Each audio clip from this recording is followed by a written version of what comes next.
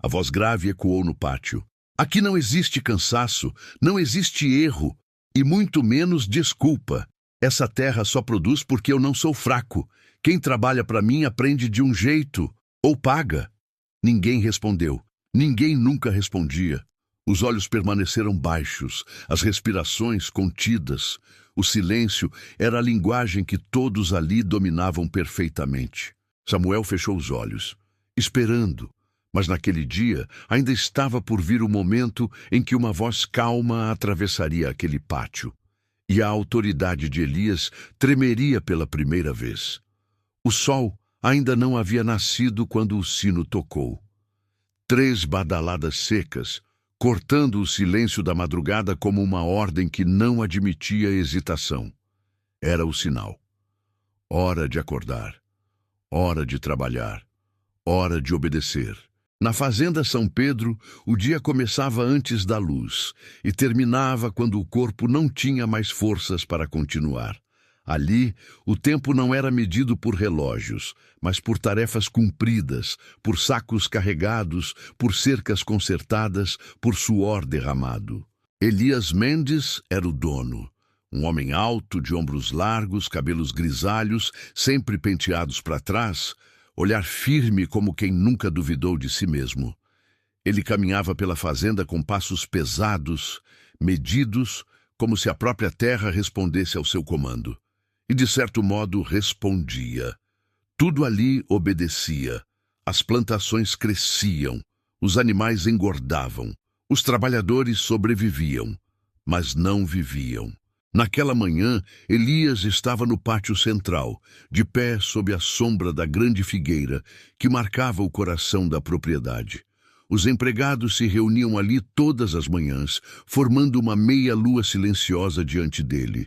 Homens e mulheres de rostos cansados, mãos calejadas, olhos que aprenderam a não sustentar o olhar por muito tempo. Elias os observava com a expressão de sempre, severa, calculada, implacável. Olhem bem para mim, ele começou, a voz grave ecoando no pátio. Aqui não existe cansaço, não existe erro, e muito menos desculpa.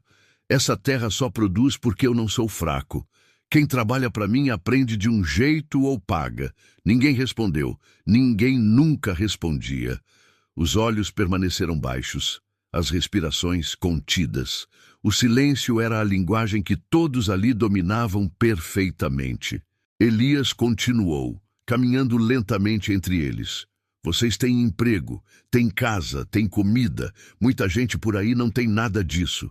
Então, quando eu exijo respeito, quando eu exijo resultado, não é porque sou cruel, é porque sei o que é necessário.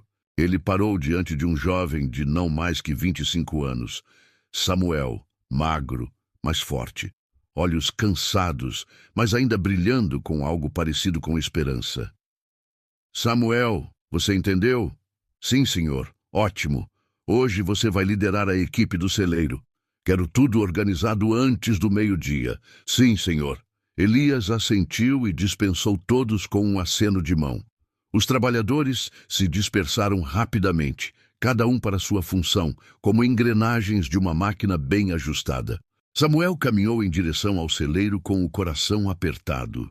Ele sabia que meio-dia era pouco tempo. Sabia que a tarefa era pesada demais para a equipe reduzida que tinha. Mas também sabia que questionar não era uma opção. Enquanto isso, Elias voltou para a casa grande.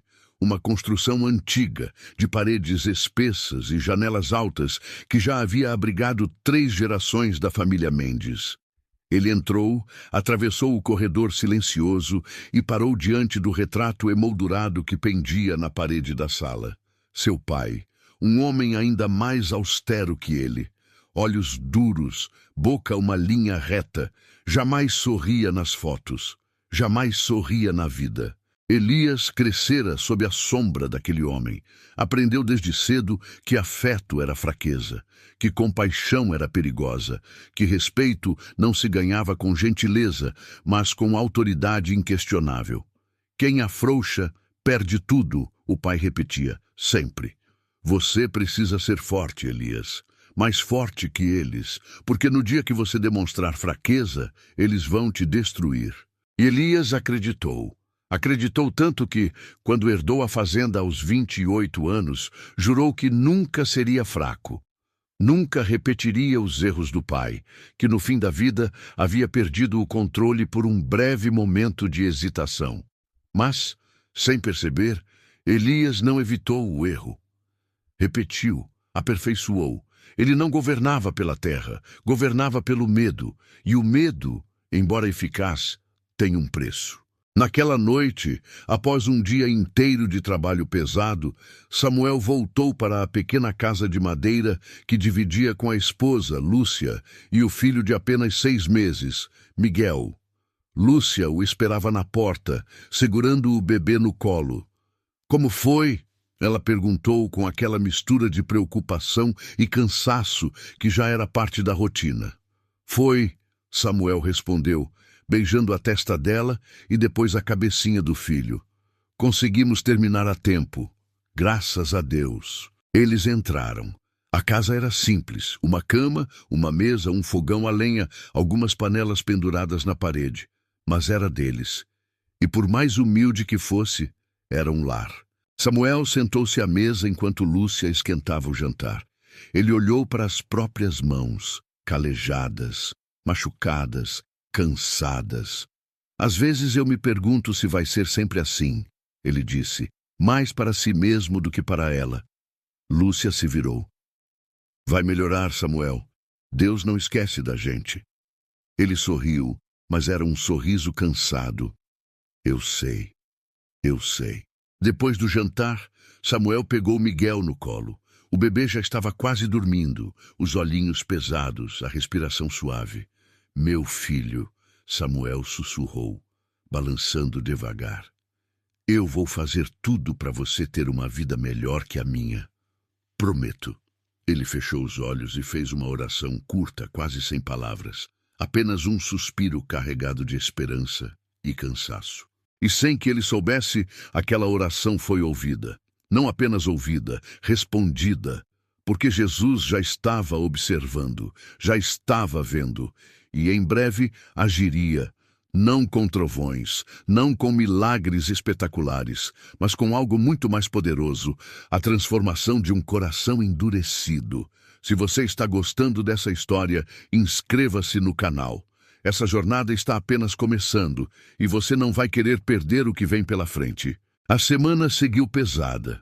O calor castigava a região como uma punição silenciosa e o trabalho na fazenda parecia não ter fim. Elias circulava pelos campos com um olhar atento, anotando cada detalhe, cada falha, cada segundo perdido. Ele não era um homem que gritava sem motivo, não era descontrolado. Pelo contrário, sua crueldade era metódica, calculada. Ele sabia exatamente quando apertar, quando recuar, quando usar o medo como ferramenta de controle. E todos sabiam disso. Samuel estava no celeiro, organizando os sacos de grãos que haviam chegado na véspera. A tarefa era simples, empilhar tudo de forma que facilitasse o transporte posterior. Ele trabalhava concentrado, suando, movendo os sacos pesados com a ajuda de outros 2 homens. Foi quando aconteceu. Um dos sacos, mal amarrado, se rompeu. Grãos se espalharam pelo chão como uma cascata dourada e inútil. Samuel congelou. Os outros 2 trabalhadores olharam para ele, depois para o chão, depois para a porta. Elias não pode ver isso, um deles sussurrou apressado. Vamos juntar rápido, Samuel disse, já se abaixando para recolher os grãos com as mãos. Mas era tarde. A sombra de Elias se projetou na entrada do celeiro. Ele estava parado ali, observando a cena em silêncio. Não disse nada, apenas observava. Samuel levantou devagar, limpando as mãos sujas de pó. Senhor, o saco estava mal amarrado. Eu não vi a tempo. Elias caminhou até o centro do celeiro. Seus passos ecoavam no espaço vazio. Parou diante de Samuel. Mal amarrado, ele repetiu, com um tom que não era de pergunta, mas de constatação fria. Sim, senhor. E você acha que isso é desculpa? Samuel abaixou a cabeça. Não, senhor. Elias olhou ao redor. Os outros trabalhadores haviam parado o que faziam. Todos observavam, tensos, sabendo o que viria a seguir. Venham todos aqui, Elias ordenou, a voz firme. Em poucos minutos o pátio estava cheio. Todos os trabalhadores da fazenda reunidos, formando um círculo silencioso ao redor de Elias e Samuel. Elias caminhou até a lateral do celeiro e pegou algo pendurado na parede. Um chicote velho, de couro trançado, desgastado pelo uso.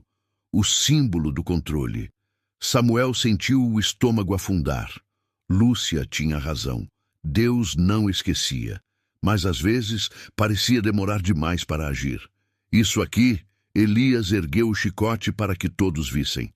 Não é crueldade. É necessidade. Vocês precisam entender que erro tem consequência, que negligência não passa despercebida. Ele se virou para Samuel. Tira a camisa. Samuel hesitou. Os olhos se encheram de lágrimas contidas, mas ele obedeceu. Tirou a camisa surrada e a deixou cair no chão. O silêncio era ensurdecedor. Elias levantou o chicote e o som do primeiro golpe cortou o ar como um grito mudo de injustiça. Samuel não gritou, apenas apertou os dentes e fechou os olhos. O corpo estremeceu, mas ele não gritou. O segundo golpe veio, depois o terceiro. Ninguém se moveu, ninguém protestou, apenas assistiram, com os olhos baixos, com as mãos tremendo, com a dor coletiva que não tinha voz. Quando Elias terminou, ele jogou o chicote de volta no lugar e se virou para todos. Isso serve de lição. Aqui, erro se paga. Sempre. Ele saiu. Samuel vestiu a camisa devagar, sentindo cada movimento arder nas costas. Os outros trabalhadores se aproximaram, oferecendo ajuda silenciosa. Alguém trouxe água, outro um pano limpo. Mas nada apagava a humilhação, a dor, a injustiça. Naquela noite, Samuel voltou para casa cambaleando. Lúcia o viu da janela e correu até ele. Meu Deus, Samuel, o que aconteceu? Ele não respondeu. Apenas entrou, sentou-se na cadeira e encostou a cabeça na mesa. Lúcia trouxe água, panos, tentou cuidar das feridas. Mas Samuel estava distante, perdido. Ele não tinha direito, Lúcia disse, a voz embargada. Ele não tinha direito de fazer isso com você. Samuel apenas balançou a cabeça. Mais tarde, quando Miguel acordou chorando, Samuel o pegou no colo. Segurou o filho pequeno contra o peito e, sem forças para palavras longas, sussurrou uma oração. Senhor, eu sei que o Senhor vê tudo. Sei que nada passa despercebido. Mas eu preciso de justiça. Preciso que o Senhor haja. O bebê voltou a dormir. E Samuel ficou ali, segurando o filho, sentindo a dor física nas costas e a dor emocional no peito. Mas algo tinha mudado. Aquela oração não ficou sem resposta, porque naquela mesma noite Elias teve o primeiro de muitos sonos inquietos. Acordou no meio da madrugada, suando, com o coração acelerado. Não lembrava do sonho, mas lembrava da sensação. Culpa. Ele levantou, foi até a janela, olhou para a fazenda adormecida e, pela primeira vez em muito tempo, sentiu algo que não conseguia nomear. Desconforto. Os dias seguintes foram estranhos para Elias. Ele continuava sua rotina, fiscalizava o trabalho, dava ordens, mantinha o controle. Mas algo estava diferente. Havia uma inquietação que não conseguia explicar. À noite, quando deitava, o sono demorava a vir. Quando vinha, era agitado, cheio de imagens fragmentadas que não faziam sentido. Acordava cansado, irritado, tentava ignorar. Certa tarde, enquanto atravessava o antigo depósito da fazenda em busca de ferramentas, Elias notou uma caixa de madeira coberta de poeira no canto do cômodo. Não se lembrava de tê-la visto antes. Curioso, ele se aproximou e abriu. Dentro havia documentos antigos, fotos amareladas e, no fundo, um caderno velho de capa de couro desgastado. Elias o pegou. Reconheceu imediatamente a caligrafia da capa. Era de seu pai. Abriu devagar. As páginas estavam cheias de anotações sobre a fazenda, listas de tarefas, registros de colheitas, ordens dadas. E em meio a tudo isso, frases soltas, quase como máximas que o pai repetia para si mesmo. Autoridade não se negocia. Respeito vem do medo, compaixão enfraquece, firmeza constrói. Elias passou as páginas, lendo em silêncio. Reconheceu cada frase, cada ensinamento, cada crença que havia moldado sua própria forma de comandar. E então, numa página marcada com uma dobra, uma frase estava sublinhada com força. Quem afrouxa, perde tudo. Elias parou. Releu a frase. Sentiu algo estranho no peito. Aquela era a frase que o pai mais repetia, a que Elias carregava como verdade absoluta, mas pela primeira vez ela soou vazia. Ele fechou o caderno. Ficou ali, parado, segurando-o entre as mãos. E uma pergunta se formou, pequena mas insistente. Será que meu pai estava certo? Elias balançou a cabeça, afastando o pensamento. Claro que estava. A fazenda prosperava, os trabalhadores obedeciam, tudo funcionava. Não havia motivo para duvidar. Mas a inquietação não passou. Naquela noite, durante o jantar solitário, Elias nunca se casara, nunca permitira que alguém se aproximasse o suficiente. Ele se pegou pensando em Samuel. No rosto do jovem quando recebeu os golpes, na forma como ele não gritou, na dignidade silenciosa que carregava mesmo na humilhação. Elias apertou o garfo com mais força do que o necessário. Ele mereceu, pensou. Foi negligente, foi necessário, mas a justificativa soou mecânica, repetida, como se ele estivesse tentando convencer a si mesmo. Ele levantou da mesa sem terminar a refeição. Foi até o escritório. Sentou-se na cadeira de couro que pertencera ao pai. Olhou para a mesa cheia de papéis, para os livros de contabilidade, para os registros que provavam o sucesso da fazenda. Tudo estava em ordem, mas ele não se sentia em ordem. Pegou o caderno do pai novamente, abriu numa página aleatória. Não pode haver espaço para fraqueza. O homem que governa com o coração perde com o tempo. Elias fechou o caderno com força. Ele estava certo, murmurou para si mesmo. Tinha que estar. Mas a dúvida, uma vez plantada, não para de crescer. Ela é como uma rachadura fina numa parede, pequena no início, quase invisível, mas com o tempo atravessa tudo. Foi numa manhã de sábado que ele apareceu. Ninguém sabia de onde tinha vindo, ninguém o havia chamado. Mas, de repente, lá estava ele. Um homem simples, de roupas modestas, cabelos escuros e olhar sereno. Ele chegou caminhando pela estrada de terra que levava à fazenda, carregando apenas uma mochila pequena nas costas. Parou na entrada, observou a propriedade com atenção e então seguiu em direção ao povoado onde moravam os trabalhadores. As primeiras pessoas a notá-lo foram as crianças. Elas correram até ele, curiosas, como crianças fazem. "Quem é o senhor?" Uma delas perguntou. Ele sorriu. "Alguém que estava passando. Posso ficar por aqui uns dias? Vai trabalhar na fazenda?" "Se precisarem, sim, mas vim mais para ouvir, para conversar." As crianças riram e o levaram até o centro do povoado, onde alguns trabalhadores descansavam após a semana exaustiva.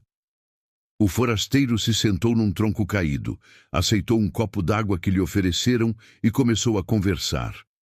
Não sobre nada específico, apenas sobre a vida, sobre o trabalho, sobre as dificuldades. Ele ouvia mais do que falava. E quando falava, suas palavras eram simples, mas carregadas de algo diferente, algo que trazia alívio. Samuel estava entre os presentes. Ainda sentia as costas arderem, mas tentava não demonstrar. Observava o forasteiro com curiosidade e desconfiança. "De onde o senhor vem?"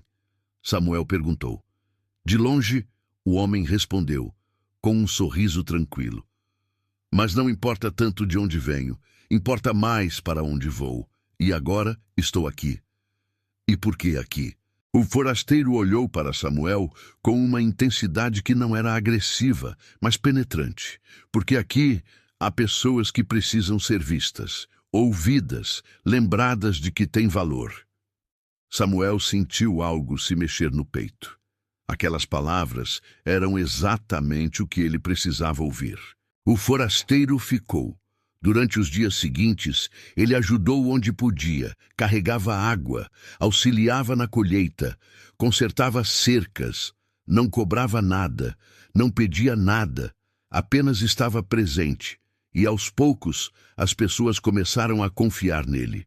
Elias, é claro, não demorou a notar.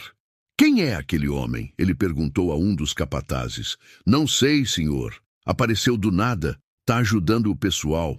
Parece gente boa." Elias franziu a testa. "Ninguém ajuda de graça. Fique de olho nele." Mas por dentro, Elias sentia algo diferente.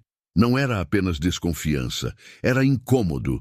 Como se a presença daquele homem expusesse algo que ele preferia manter escondido. O forasteiro continuou entre os trabalhadores. Sua presença era leve, mas marcante. Ele não pregava, não fazia discursos, apenas conversava, fazia perguntas, ouvia. Certa tarde, enquanto todos descansavam à sombra após o almoço, alguém perguntou: "O senhor acredita em justiça?" O forasteiro sorriu. "Acredito, mas não na justiça que o mundo oferece. Acredito na justiça que restaura, não na que apenas pune." "Como assim?" "A justiça verdadeira não busca apenas corrigir o erro. Busca curar quem foi ferido e transformar quem feriu." Samuel, que estava ali perto, sentiu as palavras entrarem fundo. "E quando a pessoa que fere não quer mudar?" ele perguntou a voz baixa. O forasteiro olhou para ele. Mesmo o coração mais endurecido pode ser alcançado. Basta que a verdade o encontre no momento certo. Naquele mesmo dia, Elias passou pelo grupo. Viu o forasteiro ali conversando, rindo com os trabalhadores. Sentiu uma pontada de irritação. "Você", Elias chamou, apontando para o forasteiro. Todos se calaram. O forasteiro se levantou devagar, sem pressa, sem medo. "Sim? Quem te autorizou a ficar aqui?" "Ninguém me impediu." Elias deu um passo à frente. "Essa é minha propriedade. Aqui eu decido quem fica e quem sai." O forasteiro apenas o olhou, não com desafio, mas com uma calma que desestabilizava.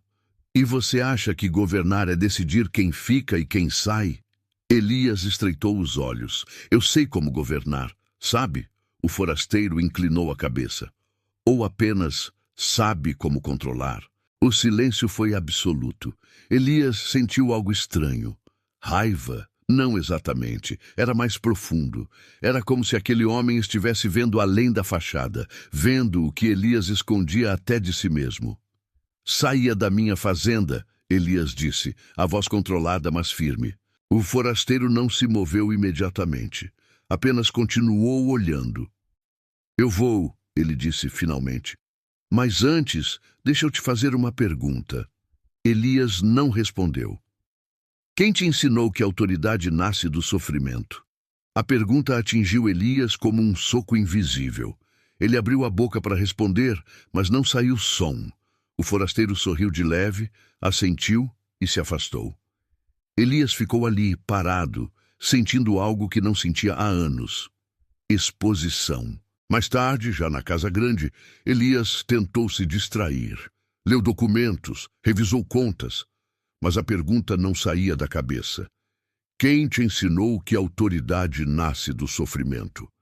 Ele lembrou do pai, das surras que levou quando criança, das humilhações públicas, das vezes em que chorou escondido, jurando que nunca seria fraco. E percebeu, com uma clareza dolorosa, que não estava governando pela convicção. Estava governando pelo medo herdado. Naquela noite, Elias não dormiu. Ficou sentado na poltrona, olhando para o caderno do pai, que ainda estava sobre a mesa, e pela primeira vez permitiu que a dúvida se tornasse uma certeza incômoda. E se eu estiver errado? 2 dias se passaram. O forasteiro não tinha saído. Ele se mantinha à distância da casa grande, mas continuava entre os trabalhadores. Elias sabia disso, e, embora tivesse ordenado que ele fosse embora, não insistiu. Havia algo naquele homem que o incomodava profundamente, mas também o atraía. Numa tarde chuvosa, quando o trabalho foi interrompido mais cedo, Elias viu o forasteiro sentado sozinho debaixo da figueira no pátio. Ele hesitou. Pensou em passar reto, mas algo mais forte o puxou. Ele se aproximou. Você ainda está aqui. O forasteiro ergueu os olhos e sorriu. Ainda. Elias cruzou os braços. Por quê? O que você quer? Nada que você possa me dar. Vim por outra razão. Qual? O forasteiro fez um gesto para o espaço ao lado dele. Senta, vamos conversar. Elias hesitou, mas, surpreendentemente, sentou. Ficaram em silêncio por alguns instantes, apenas ouvindo a chuva cair. Você carrega um peso grande, o forasteiro disse finalmente. Elias olhou para ele desconfiado. Que peso? O peso de tentar provar algo que não precisa ser provado. Elias não respondeu. Você acha que ser forte é não sentir, que liderar é controlar, que respeito vem do medo. Mas no fundo, você sabe que não é assim. Elias apertou os punhos. Você não me conhece, não preciso. Conheço homens como você, homens que cresceram achando que amor é fraqueza, que gentileza é perigo, que precisam ser duros para não serem destruídos. Elias desviou o olhar. Meu pai te ensinou isso. Eu sei, mas o que seu pai te ensinou não é verdade. Elias sentiu a garganta apertar. Ele me ensinou a sobreviver. Não. Ele te ensinou a ter medo. E você transformou esse medo em controle. Silêncio. A chuva continuava caindo. Você já se perguntou, o forasteiro continuou com voz suave, o que essas pessoas sentem quando te veem? Elias não queria responder, mas a verdade já estava clara. Elas te temem, e você acha que isso é respeito. Mas não é. Respeito nasce de confiança, não de medo. Elias sentiu algo se quebrar dentro dele. Eu só queria que a fazenda prosperasse. Queria ser forte. E você é. Mas força verdadeira não vem de oprimir, vem de servir. Elias olhou para o forasteiro confuso. Servir? Sim. No reino que eu represento, os maiores são os que servem. Os primeiros são os últimos. E o poder é usado para erguer, não para esmagar. Elias sentiu as lágrimas ameaçarem. Segurou. Eu não sei fazer isso. Pode aprender, se quiser. O forasteiro se levantou. Pensa nisso, Elias. Você tem uma escolha. Continuar sendo o homem que seu pai foi ou se tornar o homem que você pode ser. E ele se afastou, deixando Elias sozinho debaixo da figueira. Naquela noite, Elias chorou pela primeira vez em décadas. Se você está acompanhando essa história, deixe seu like, comente de onde você está assistindo e se inscreva no canal. A transformação de Elias está apenas começando e você não vai querer perder o que vem a seguir. Elias não dormiu naquela noite. Ficou sentado na poltrona de couro, olhando para o vazio, revivendo memórias que tinha enterrado há muito tempo. Lembrou de quando era criança, do pai sempre sério, das surras que levava por qualquer deslize, da forma como aprendeu a não chorar, a não reclamar, a não ser fraco. Lembrou de quando herdou a fazenda, da promessa que fez a si mesmo. Nunca vou ser fraco. Nunca vou perder o controle. E percebeu, com uma dor aguda, que havia cumprido essa promessa ao custo de se tornar exatamente o que odiava. Ele levantou e foi até o espelho. Olhou para o próprio reflexo. Viu um homem de meia idade, cabelos grisalhos, rugas profundas ao redor dos olhos. Mas principalmente viu dureza, frieza. Quem sou eu? Ele sussurrou para o espelho. Não houve resposta. Ele voltou para a sala. Pegou o caderno do pai. Folheou as páginas novamente, mas dessa vez as frases que antes pareciam verdades absolutas agora soavam como justificativas vazias. Autoridade não se negocia. Quem afrouxa, perde tudo. Elias fechou o caderno com força. Ele estava errado, murmurou. E eu também. Naquela manhã, Elias não apareceu no pátio. Pela primeira vez em anos, ele não deu ordens, não fiscalizou, apenas ficou dentro da casa, perdido em pensamentos. Os trabalhadores estranharam, cochicharam, mas continuaram o trabalho. Samuel notou a ausência. Será que ele está doente? Alguém perguntou. Ou finalmente, sentindo o peso do que faz, o forasteiro disse, aparecendo ao lado deles. Samuel olhou para ele. O senhor conversou com ele, não foi? Conversei, e agora ele precisa decidir o que vai fazer com o que ouviu. Naquela tarde, Elias saiu da casa, caminhou até o pátio. Os trabalhadores o viram se aproximar e, instintivamente, se afastaram. Mas ele não foi até eles. Foi até a figueira. Sentou-se ali, sozinho, e ficou observando o movimento da fazenda. Viu Samuel carregando sacos. Viu outros consertando cercas, viu o suor, o cansaço, a resignação, e viu pela primeira vez com clareza não trabalhadores. Viu pessoas com famílias, com sonhos, com dores, pessoas que ele tinha machucado. Ele abaixou a cabeça e deixou que as lágrimas viessem. O forasteiro se aproximou devagar e sentou ao lado dele. Dói, não é? Ele disse com gentileza. Elias apenas assentiu. Dói porque é verdade. E a verdade sempre dói antes de libertar. Eu não sei como consertar isso, Elias disse, a voz embargada. Começa admitindo. Depois, age diferente. Não vai ser fácil, não vai ser rápido, mas é possível. Elias olhou para o forasteiro. Quem é você? O homem sorriu. Alguém que vê o que você pode se tornar. E que acredita nisso. Ele se levantou e se afastou. Elias ficou ali, e pela primeira vez sentiu algo além de culpa. Sentiu esperança. A mudança não aconteceu de um dia para o outro. Elias ainda carregava o peso dos anos de dureza, mas algo dentro dele tinha se quebrado, e com isso, uma luz começava a entrar. Ele passou os dias seguintes observando mais e falando menos.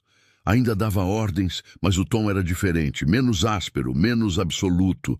Os trabalhadores notaram, estranharam, mas ninguém disse nada. Foi numa quinta-feira que tudo foi testado. Um dos trabalhadores, um homem chamado João, cometeu um erro grave. Ele deixou o portão do curral aberto e algumas cabeças de gado saíram. Levou horas para reunir os animais de novo. Horas de trabalho perdido. A notícia chegou até Elias. Todos esperavam a explosão, a punição exemplar, o chicote. João foi chamado ao pátio. Os outros trabalhadores se reuniram tensos, sabendo o que viria a seguir. Elias chegou. Caminhou até o centro. Olhou para João, que estava de cabeça baixa, tremendo. Você deixou o portão aberto. Sim, senhor. Eu sinto muito. Foi descuido. Não vai acontecer de novo. Elias ficou em silêncio. Todo o pátio estava em silêncio. Ele se virou, caminhou até a lateral do celeiro. Todos esperavam que ele pegasse o chicote, mas ele não pegou. Ele parou, respirou fundo e voltou. João. Sim, senhor. Você tem família? João ergueu os olhos, surpreso. Tenho, senhor. Esposa e 2 filhos. Elias assentiu. Você trabalha aqui há quanto tempo? 5 anos, senhor. E esse é o primeiro erro grande que você comete? João hesitou. Sim, senhor. Elias olhou ao redor. Viu os rostos tensos. Viu Samuel. Viu o forasteiro ali no fundo, observando em silêncio. E tomou uma decisão. Então você vai consertar. Vai reforçar o portão. Vai verificar todos os outros. E na próxima vez, vai ter mais cuidado. João arregalou os olhos. Só isso? Só isso? O silêncio que se seguiu foi de incredulidade. Elias olhou para todos. Erro acontece. O que importa é aprender e consertar. Ele se virou e saiu. Deixou para trás um pátio inteiro de pessoas em choque. João ficou parado, sem acreditar. Então, devagar, começou a chorar. Não de dor, mas de alívio. Samuel se aproximou e colocou a mão no ombro dele. Tá tudo bem. Vai ficar tudo bem. O forasteiro sorriu. E naquele dia, algo mudou. Não apenas em Elias, mas em todos. A esperança tinha voltado. Dias se passaram. Elias continuava diferente. As pessoas começaram a notar não apenas a ausência de punições, mas a presença de algo novo: humanidade. Ele perguntava como estavam, ouvia respostas, ajustava cargas de trabalho quando via que alguém estava exausto. Não era perfeito, ainda tinha momentos de aspereza, mas estava tentando. Foi numa tarde de sábado que ele tomou a decisão mais simbólica. Entrou no celeiro, caminhou até a parede onde o chicote estava pendurado, olhou para ele por um longo tempo. Aquele objeto representava tudo: o controle, o medo, o poder que ele achava que tinha. Ele o tirou da parede, sentiu o peso do couro nas mãos, lembrou de cada vez que o usou, cada rosto, cada grito silencioso, e com uma força que vinha de muito fundo, ele o quebrou. Não foi fácil. O couro era resistente, mas ele puxou, torceu, forçou, até que o chicote se partiu ao meio, jogou os pedaços no chão e saiu.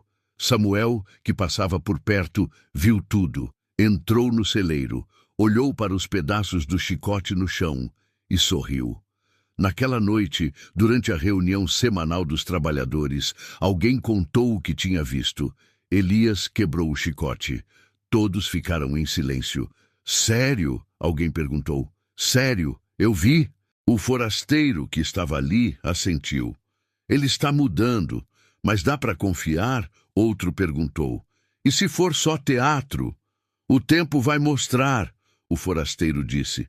Mas o que importa agora é que ele deu o primeiro passo, e isso já é muito. Samuel olhou para o forasteiro. O senhor fez isso, não foi? Falou com ele. Mudou ele. O forasteiro balançou a cabeça. Eu só mostrei a verdade. A mudança foi dele. Naquela mesma noite, Elias estava sozinho na casa grande. Sentou-se na poltrona e, pela primeira vez em muito tempo, pegou uma Bíblia velha que estava na estante. Não lembrava a última vez que havia aberto. Folheou as páginas. Parou em uma marcação antiga. Mateus 25. Leu em voz baixa. Tive fome e me destes de comer. Tive sede e me destes de beber. Era forasteiro e me acolhestes. Parou, releu. Sempre que fizestes isso a um destes pequeninos, foi a mim que o fizestes. Elias sentiu o peito apertar. Senhor, ele sussurrou, eu falhei tanto. As lágrimas vieram, mas eu quero mudar. Me ajuda, por favor. E naquele silêncio, algo aconteceu. Uma paz. Pequena, mas real. A certeza de que não estava sozinho, de que nunca esteve. As semanas seguintes foram de reconstrução. Elias não apenas mudou seu comportamento, ele começou a reparar os danos. Chamou Samuel para uma conversa particular. Samuel, eu preciso te pedir perdão. Samuel ficou tenso. Senhor, pelo que eu fiz com você, pela humilhação, pela dor. Eu não tenho desculpa, mas quero que você saiba que eu me arrependo, de verdade. Samuel ficou em silêncio, processando. E eu quero compensar, não sei como, mas quero tentar. Samuel respirou fundo. O senhor não precisa me compensar. Só continua sendo diferente. É o suficiente. Elias assentiu, emocionado.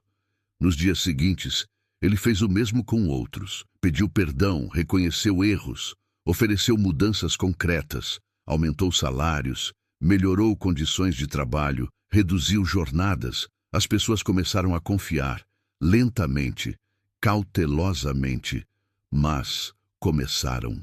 O forasteiro continuava ali, observando, ajudando, ensinando. Certo dia, Elias o procurou. Você vai embora logo, não vai? O forasteiro sorriu. Em breve. Eu queria te agradecer. Você mudou minha vida. Não fui eu. Foi a verdade. Eu só a mostrei. Elias hesitou. Quem é você de verdade? O forasteiro olhou para ele com aqueles olhos profundos. Você já sabe. E Elias soube. Não precisava de confirmação. Ele sabia. Jesus tinha estado ali. O tempo todo. Meses se passaram. A fazenda continuava produzindo, mas agora algo era diferente. Havia risadas, havia conversas, havia dignidade. Os trabalhadores não tinham mais medo, tinham respeito, respeito verdadeiro. Elias aprendeu a servir, a ouvir, a cuidar. Ele ainda era o dono, ainda tomava decisões, mas agora tomava com sabedoria, com compaixão. Samuel se tornou um dos seus conselheiros. Eles conversavam sobre a fazenda, sobre melhorias, sobre justiça. Certo dia, Samuel disse: Sabe, Elias, eu nunca achei que ia ver isso. Ver o quê? Você assim, humano. Elias sorriu, um sorriso triste, mas sincero. Eu também não. O forasteiro tinha partido, mas sua presença ainda era sentida. Sempre que Elias enfrentava uma decisão difícil, lembrava das palavras dele. Força verdadeira vem de servir. E escolhia servir. A fazenda prosperou ainda mais, não apenas em produção, mas em humanidade. Outros fazendeiros da região começaram a notar. O que você fez, Elias? Sua fazenda está diferente. Mudei, ele respondia simples. Como? Aprendi que liderar não é controlar, é cuidar. E, aos poucos, a mudança se espalhava. Anos se passaram.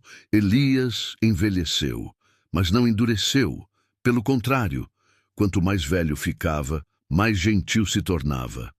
Ele nunca se casou, nunca teve filhos biológicos, mas tratava os trabalhadores como família. Samuel, agora mais velho também, continuava ao seu lado. Você mudou muitas vidas, Elias. Não fui eu, foi, ele parou. Sorriu, foi ele. Samuel assentiu. Elias decidiu fazer algo simbólico. Chamou todos os trabalhadores para o pátio. Eu quero fazer um anúncio. Todos se reuniram. Essa fazenda não é só minha, é de todos nós. E por isso eu decidi, quando eu morrer, ela será dividida. Todos vocês terão parte dela. Silêncio. Depois aplausos, lágrimas, gratidão. Elias sorriu. É o mínimo que eu posso fazer. Naquela noite, ele abriu o caderno do pai pela última vez. Pegou uma caneta e escreveu, na última página: Papai, o senhor estava errado. Autoridade não vem do medo, vem do amor. E eu aprendi isso tarde demais. Mas aprendi. Espero que, onde o senhor estiver, também tenha aprendido. Fechou o caderno e guardou para sempre. A figueira no centro do pátio continuava lá, firme, antiga, testemunha silenciosa de tudo. Foi sob aquela árvore que Elias impôs medo pela primeira vez. Foi sob aquela árvore que chorou pela primeira vez. E foi sob aquela árvore que agora ele se sentava em paz. As crianças dos trabalhadores brincavam ao redor, riam, corriam. Elias as observava com um sorriso tranquilo. Samuel se aproximou e sentou ao lado dele. Você está em paz, Elias? Tô, ele respondeu. Pela primeira vez na vida, tô. Samuel sorriu. Jesus fez isso. Fez. E eu sou grato. Todo dia. A figueira balançava suavemente com o vento. E naquele balanço parecia sussurrar. Testemunhei a transformação, testemunhei a redenção, testemunhei o milagre. Elias viveu muitos anos ainda, não como o homem que foi, mas como o homem que se tornou. Ele morreu em paz, rodeado de pessoas que o amavam, pessoas que ele havia ferido, mas que o perdoaram. Samuel estava lá, segurou a mão dele nos últimos momentos. Obrigado, Elias sussurrou. Por quê? Por não desistir de mim. Samuel apertou a mão dele. Eu nunca desistiria, porque Jesus não desistiu. Elias sorriu, fechou os olhos e partiu. No funeral, a fazenda inteira estava presente, não por obrigação, mas por amor. Eles plantaram uma nova árvore ao lado da figueira, uma muda pequena, mas forte. Para lembrar, Samuel disse que transformação é possível, sempre. Anos depois, aquela muda cresceu. Tornou-se uma árvore frondosa, e debaixo dela gerações futuras ouviram a história. A história do homem que governava pelo medo e que aprendeu a governar pelo amor. A história de como Jesus não veio para destruir, mas para transformar. E de como nenhum coração, por mais endurecido que seja, está além do alcance da verdade quando ela finalmente o encontra. A fazenda continuou prosperando, não mais como símbolo de opressão, mas como testemunho de redenção. E sempre que alguém perguntava como tudo mudou, a resposta era simples: Jesus esteve aqui. E quando ele passa, nada permanece igual. A figueira e a árvore nova, lado a lado, se tornaram símbolos. Uma do passado que foi reconhecido, outra do futuro que foi restaurado. E juntas sussurravam ao vento: a luz sempre vence. Sempre. Se essa história tocou seu coração, deixe seu like, comente o que você sentiu e se inscreva no canal. Compartilhe com alguém que precisa saber que transformação é possível, que Jesus vê, que Jesus age e que nenhum coração está perdido demais para ser alcançado.